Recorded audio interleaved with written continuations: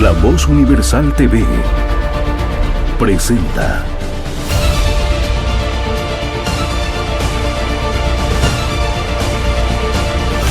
Comentando la Noticia con Daniel Pasquier.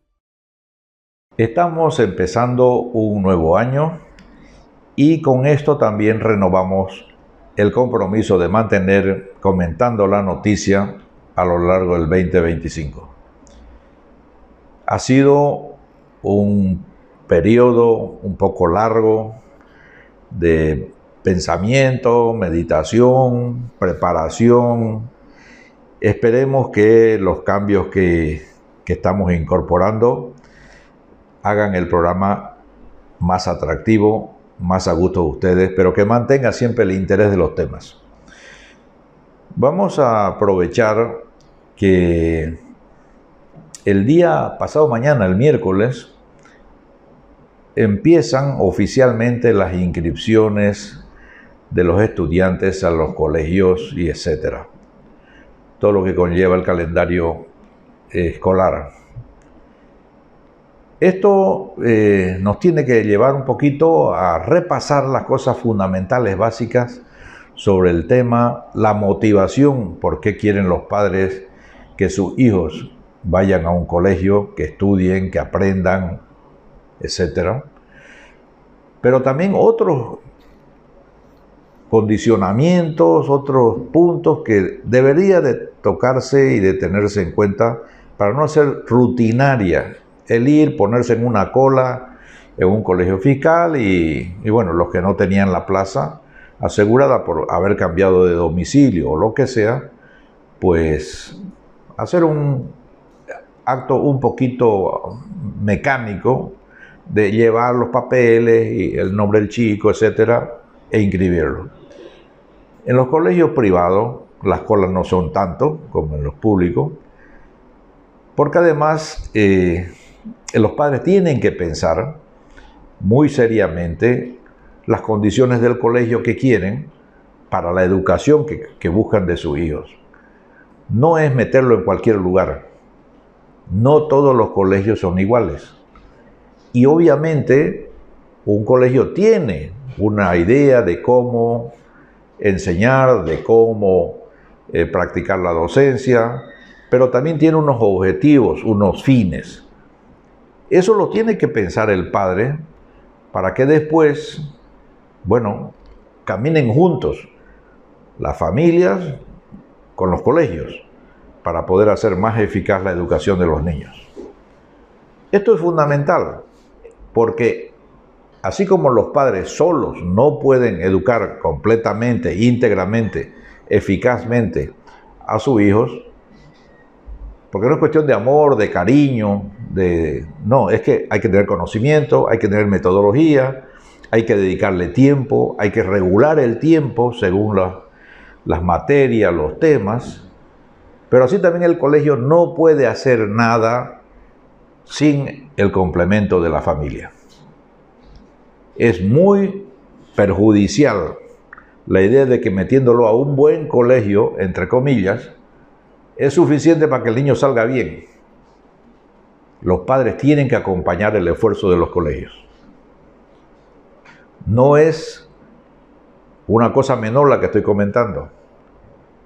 Es una cosa importante, clave, para arrancar bien y mantener un año fructífero. A un niño, si se le dan dos códigos distintos, uno en el colegio y otro en la familia, obviamente va a ser un desastre. Un padre tiene que estar de acuerdo con la metodología del colegio, porque si le piden tareas, es decir, bueno, oiga, ya sabe que piden tarea en este colegio, entonces no será como una carga más a lo que hace en el colegio, sino como un complemento, que es como se debe entender correctamente un trabajo en el hogar. Pero eso implica también de que hay que hacerlo. Por algo se lo han encargado, por algo se lo han indicado, por algo le han dicho, mira, vas a leer o vas a hacer este trabajo, vas a hacer esta práctica. Entonces la familia tiene que colaborar con eso, no es decir, no, ¿y por qué dan tanta tarea? No puede. Piense antes de meterlo en un colegio, si allí pues se dan tareas, si el horario es muy duro, si tiene recargados los horarios de clase. Piense en el colegio donde lo va a meter. No es nomás meterlo como al cine, ¿no? Se compra un ticket, se le da una butaca y bueno, a ponerse delante de la pantalla. No es así la cosa.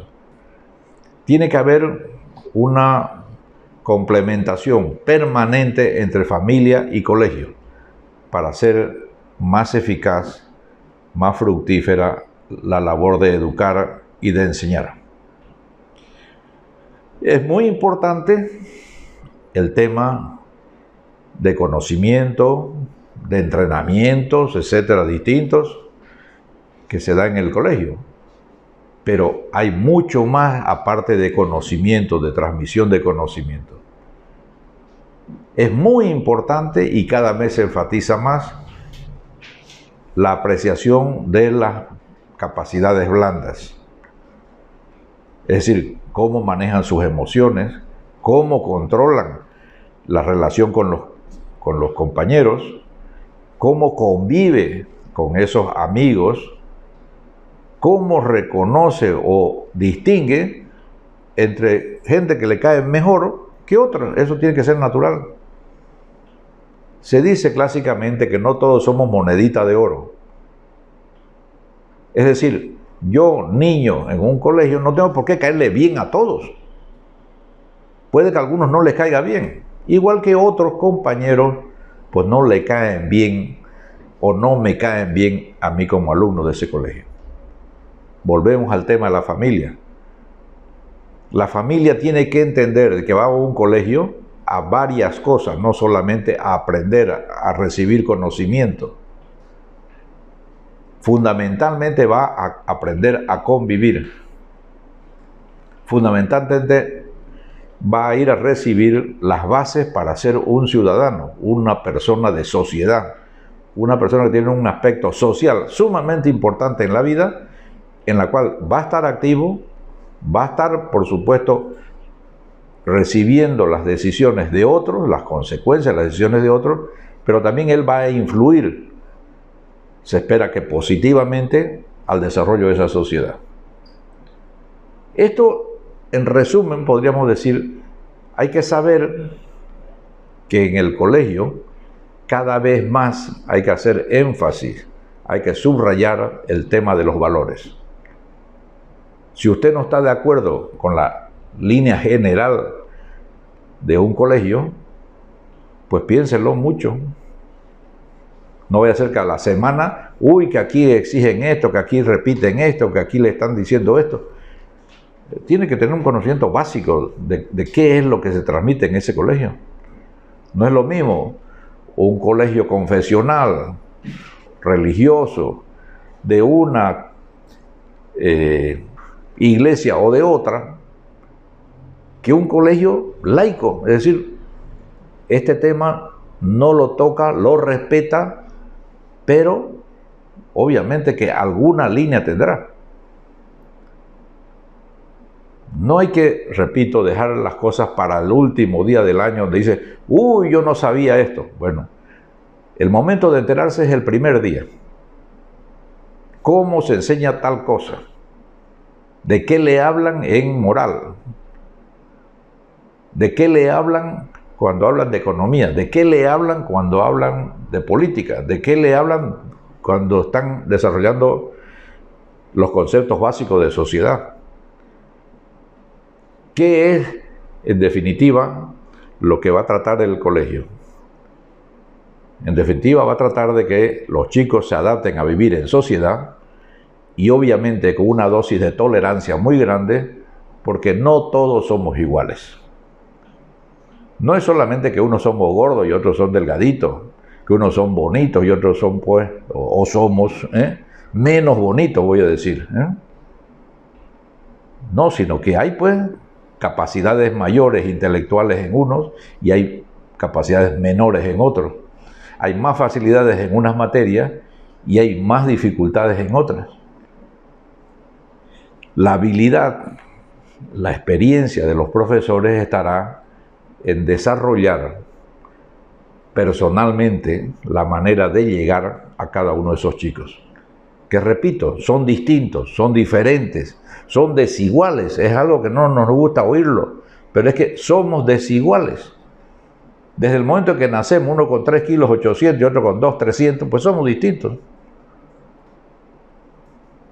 Unos nacen sanitos, otros con algún defecto, unos con más facilidad para gatear y el otro que gatea tarde, el uno que camina a los 7 meses y el otro que tarda 2 años en caminar, el que habla a los 4 años con dificultad y el que está hablando a los 2 años. O sea, hay capacidades, hay talentos, hay muchas cosas que desarrollar y somos distintos, somos desiguales. Y la educación no va a ir a igualarnos, sino que va a ir a desarrollar las mejores capacidades de cada uno. Eso es lo que puede hacer la experiencia de los docentes en un colegio. Pero no se va a inventar ni nuevos códigos, ni nuevas capacidades, ni nuevas habilidades. Va a desarrollar, va a mejorar, va a enseñar cómo utilizar esas habilidades. Y se irá, por supuesto, introduciendo eso a través de un pensum que tampoco tiene que ser rígido. Desgraciadamente en Bolivia esto se toma hace años ya muy poco en cuenta y se discuten horarios, se discuten los sueldos y los incrementos y qué sé yo. Y si se van a pagar 14 sueldos por un trabajo que es de casi de 8 meses, entre 8 y 9 meses, y es decir, cosas que son ajenas prácticamente a lo más importante, lo nuclear de la educación. Lo fundamental es que estemos preparando inteligencias más ágiles, inteligencias más expertas o acostumbradas, habilitadas a ser críticos, a no dejarse meter los dedos a la boca, a no tragarse todo lo que le dicen a uno, partiendo de que los mismos profesores tienen que estar bajo sujeto crítico de los propios alumnos, no para faltarles el respeto ni saltarles al cogote, sino para ir aprendiendo a formar nuestro propio carácter, nuestro propio pensamiento, nuestras propias ideas, en base a lo que los distintos profesores en un colegio pues van transmitiendo, van pasando. Es fundamental que no nos adocenemos en la educación, ni los docentes, ni los alumnos, pero tampoco los padres.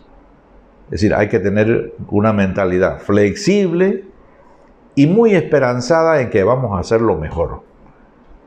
El docente poniendo toda su capacidad y experiencia en hacer lo más personal la educación, los padres con ilusión, con cariño, acoplándose al esfuerzo del colegio en este caso, o de los docentes.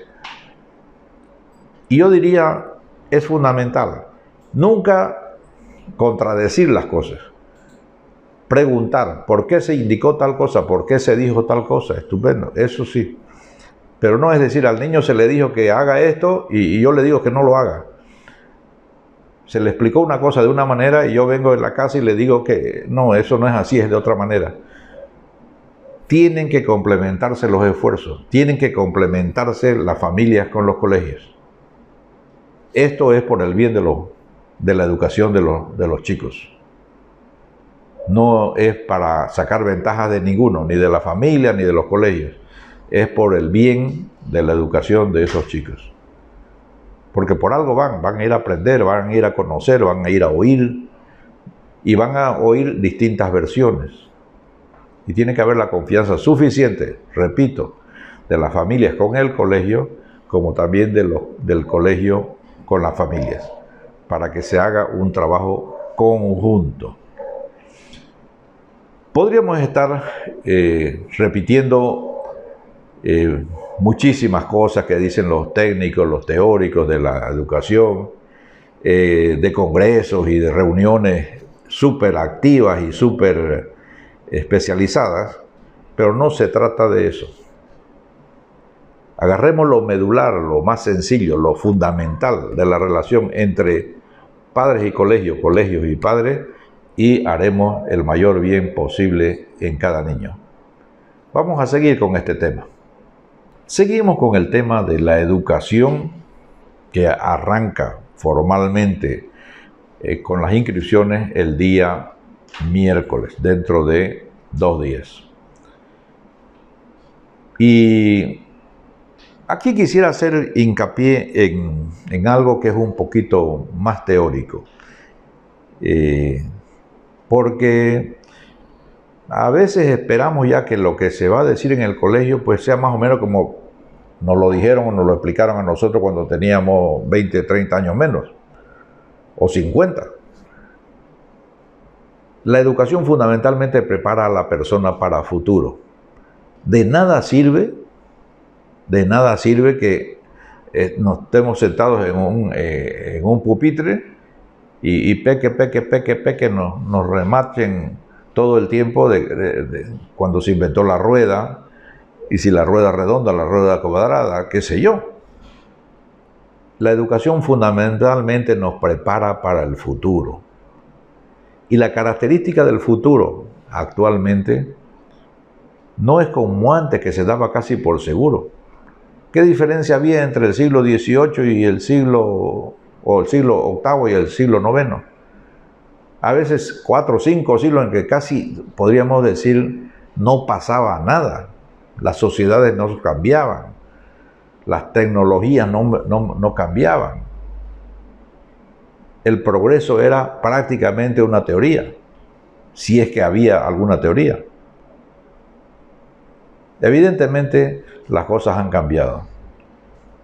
Ahora tenemos un futuro que decimos cambia no solamente cada 10 años, cada 5, cada año, y podemos decir que cambia continuamente. El futuro se nos ha ido, yo no diría que escapando, sino se nos ha ido acercando. O sea, podemos casi predecir lo que va a pasar mañana. Vivimos en una información tan abultada que sabemos si va a llover, si va a hacer calor, a qué temperatura, en qué país, si podemos ir a buscar nieve a Europa en este momento o hay que ir a buscar a otro sitio. Sabemos casi de forma instantánea cómo me voy a mover miles de kilómetros y cuánto cuesta y qué debo llevar, etc. Tenemos una información tan abultada que tenemos la presencia del futuro casi al alcance de la mano. Pero en líneas generales, el futuro es futuro, es algo que no ha ocurrido. Y por tanto, todavía tenemos que tener muchísimas habilidades para poder predecir lo que está viniendo. Hace unos años hablábamos con mucho entusiasmo de las publicaciones de Oppenheimer, este periodista argentino que reside en Estados Unidos, sobre las nuevas modalidades, las nuevas tecnologías, un recorrido por todo el mundo, daba muchísimos ejemplos de lo que nos trataba de comunicar. Entre otras cosas, quiero subrayar de que de las aproximadamente 600, 700 profesiones registradas casi de manera uniforme a nivel mundial, hace unos 5 años o un poco más, ya él decía que en 5 años no iban a quedar ni el 60%. O sea, se iban a reducir a la mitad. Yo creo que se ha quedado corto, porque si llega a escribir de nuevo una edición ahora, nos diría que hay el 80% de profesiones que ya no existen. Eso es el papel de la educación. No nos prepara para que sepamos hoy día, salvo las cosas muy básicas, la matemática, algo de la física, algo de la biología. Quizás lo más estable pueda ser el arte, la música, la literatura. pero la sociedad, las tendencias de la economía, las tendencias políticas, eso está cada vez más difícil de prever lo que va a pasar. Lo que sí es que estamos en un mundo que cambia terriblemente a una velocidad increíble, que podemos decir que, en resumen, si algo nos enseñan ahora o deberían de enseñarnos, es de que el futuro es incierto. Tenemos muchísima información sobre lo de hoy, sobre lo de mañana, etcétera, etcétera, pero en el fondo, nos costaría predecir qué es lo que va a pasar este año y el año siguiente, y mucho menos más lejos. El mundo cambia a una velocidad vertiginosa. Para eso el hombre se tiene que mantener en alerta, porque algo está pasando hoy que le dice ya algo lo que viene mañana. Y tiene que estar, por tanto, con el intelecto activo. Tiene que los conocimientos llevarlos a interpretar lo que viene, no lo que pasó ya. Eso probablemente, claro, queda como carreras de historia, mucho estudio, mucho énfasis en el pasado, pero no es la generalidad el que hace un mecánico, el que hace un chofer, el que hace transporte, líneas aéreas, el que utiliza herramientas. Si son todavía a mano, son mecánicas, o ya son eléctricas, son automáticas, o son hechas con inteligencia artificial y es un robot el que viene y hace el trabajo que hacíamos antes nosotros, con nuestros padres. Lo más claro es que la innovación es casi la norma permanente y es lo que debe de orientar la educación en todos los niveles. Prepararnos para ese futuro incierto, prepararnos para algo que no sabemos exactamente qué es lo que va a traer, pero que necesita digitalización, necesita innovación, necesitará pues inteligencia artificial y lo que venga. A mí me ha sorprendido mucho hace 2 o 3 días leer que uno de los hombres punteros en la renovación tecnológica mundial, como es Elon Musk, dice que la inteligencia artificial ya está superada. No sé de qué habla. Es como decirnos, la escritura ya es cosa del pasado. Y aquí nosotros ni siquiera, no la tenemos incorporada prácticamente en nada. Estamos intentando entender un poquito en qué consiste para ver cómo la vamos a aplicar, sabiendo de que seguro nos va a transformar la vida. Pero sin embargo ya nos dice un tipo pionero en esto, de que esto ya está superado. O sea, ni hemos alcanzado nosotros a saber de qué va y resulta que eso ya no va a servir. O va a servir para algo tan elemental que no es lo que esperamos nosotros hoy día si nos ponemos a estudiar y a conocer en qué consiste las posibilidades, las capacidades de la inteligencia artificial. A mí me ha sorprendido enormemente hacer un test sencillo personal. Le planteé una pregunta en el chat, los GP chat estos, y tengo una respuesta a una pregunta compleja que le hice. Casi al terminar la pregunta ya me empieza la respuesta. 7 páginas de respuesta. Pensando, leyendo y viendo aquello, es para caerse de espalda.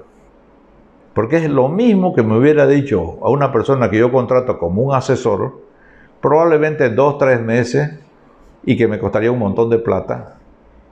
Y ahora lo tengo en menos de 3 minutos. Y con una precisión tal que yo difícilmente diría haber un asesor personal especialista en estos temas. ¿Qué más me podría decir? Esa es la potencia de estas herramientas digitalizadas que nos hacen más fácil el conocimiento, pero también nos dan una perspectiva tan amplia que es difícil de digerir. Pero lo necesitamos. Los chicos que entran este miércoles a un colegio, a una inscripción en un colegio, y dentro de 15 días van a estar en clase los primeros días de febrero, creo que el 3 de febrero, pues se entran como a un taller, entra un chulupi, diría. Más o menos la misma relación. Peor si es un chulupi que entra a un gallinero, pues, ¿no? O sea, más o menos nuestro desconocimiento de lo que está llegando, por lo menos en nuestra sociedad, es tan grande que hay que ponérsela, con una disposición mental de trabajar muy duro para poder entender por dónde van las cosas. A los colegios tenemos que exigirles lo mismo. No que nos vengan ahora a hablar del acueducto de Segovia, ¿no? O cuánto tardaron los romanos en hacer una carretera, o el kilómetro de carretera. Ahorita lo que necesitamos saber es cómo hacemos una carretera a 1 hora por kilómetro, o 1 kilómetro por hora. Que eso supone que hacemos una carretera de una ciudad a otra en un solo día. Está todo en una sola máquina. Y se está haciendo, o sea, no son charlas. Bueno,